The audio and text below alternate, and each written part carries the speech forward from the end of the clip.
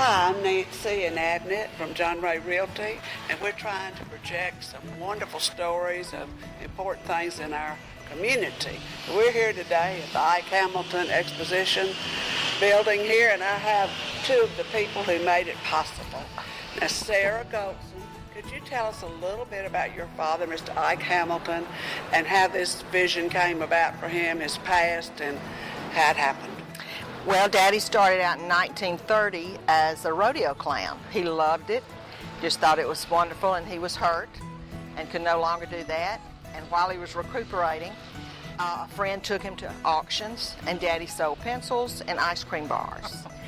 And then as time progressed, Daddy went on and became an auctioneer, and he, at the time of his death, he was the #1 auctioneer in the United States.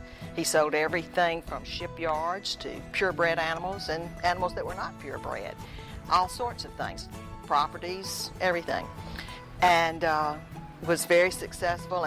But in all of his travels and works, he told everyone that there was only one place he wanted to live, and that was West Monroe, Louisiana. And this is a vision that he had for many years, and we're just so proud, and he would be just thrilled. Well, it was built about 11 years ago, I believe, and it has brought a huge, economic development to our parish. We've all benefited from it. And I'd like to ask Mayor Norris, the longtime mayor and only mayor of West Monroe, to tell us a little bit about how he was able to financially get it done and what's happened here. Well, we started thinking about a project like the Ike, actually when Ike was still living. I don't remember, what year did he die? He died in 97. Okay, we were talking about this for a long time, but what we were looking for was a place that we could attract visitors from around the country, and of course economic development was really our interest. And because I knew Ike and I were on a bank board together, in fact, and I'd known him all my life, he gave me a lot of good advice.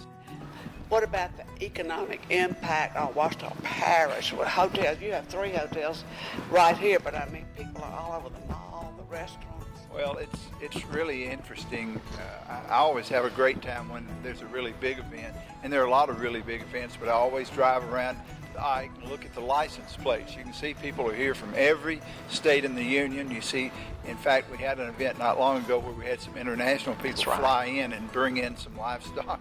I don't know how you bring livestock from Argentina, but they were able to do that. On that? Yeah, you certainly do. So the Ike has become a real focal point for bringing people into our area, and as such, it's probably, in fact, I know it is the largest tourist attraction anywhere in North Louisiana outside of the Shreveport area. We're real proud of the impact that the Ike has on our economy. And you built big enough to accommodate the future.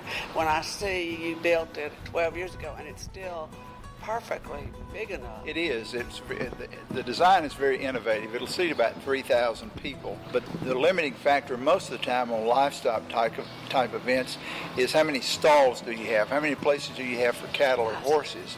So we have a very large stall barn here. We've had a lot of people housed here.